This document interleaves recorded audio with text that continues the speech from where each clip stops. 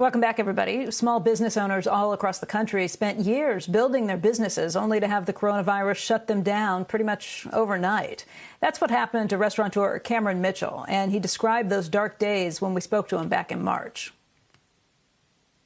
2 weeks ago, on March 3rd, I was in Washington, D.C. to meet with my bankers, and I expressed to them what a great start to the year we had. We're up 7% same-store sales, record profitability for the first 2 months of the year. This was March 3rd.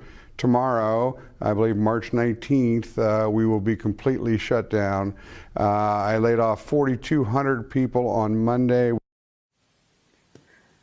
Now, as the country starts to reopen, Cameron Mitchell is back with us to talk about how things are changing. And Cameron, thanks for joining us. How are you doing? How are things going? Good morning, Becky. It's my pleasure. Thank you.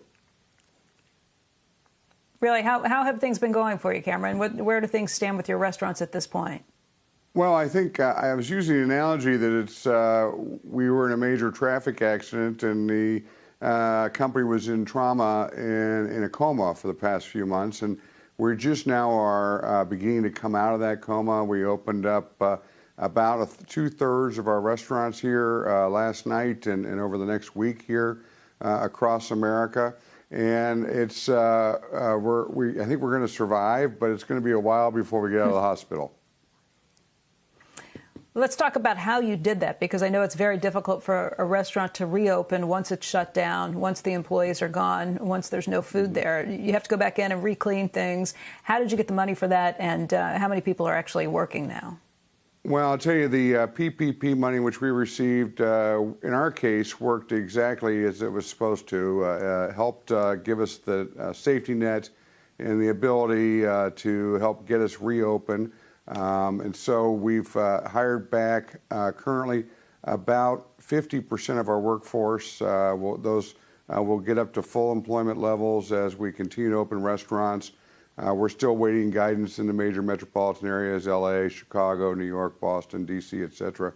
But we're getting there, and we expect those restaurants to be open and hopefully back to full employment by the end of June or into or end of July, somewhere in that neighborhood. But we're working, and it's quite a challenge. It was much easier to close the restaurants down, even though we had hundreds of action items to do so. It's much more difficult to reopen the restaurants and get everybody in there and start from scratch and clean the restaurants, clean the patios, re-landscape, get everything brushed up and all the food prepared, delivered, the staff brought back, schedules written, you name it, just a plethora of work to do. But I'm very proud of our team.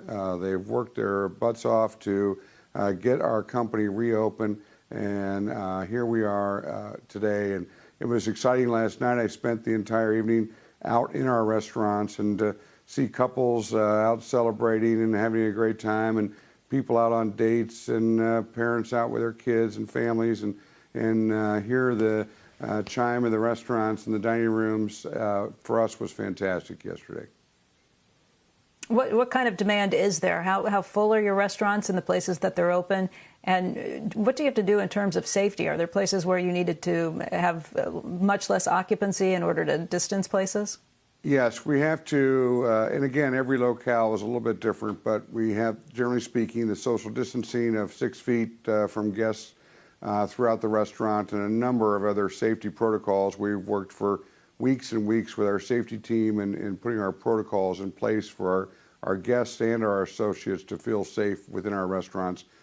So it's a little odd walking in a restaurant and seeing plexiglass over your host stand. The host looks like they're in the penalty box of a hockey game a little bit, but there's some nuances like that that are in the restaurants that you normally wouldn't see. But I think people, generally speaking, feel comfortable, and they're glad to see the safety protocols in place. And so we think we're going to get about 70-75% of our sales back is our goal. And I like to, any CEO, he or she would be in trauma if they lost 30% or 25% of their sales. But in our case, going from 0 to 70% or 75% is a victory and a win. And I think it'll help us and ensure that we get to the other side of this COVID-19 virus. Hey, Cameron, just really quickly, Have you had to raise prices, and are you profitable at 70 to 75% occupancy?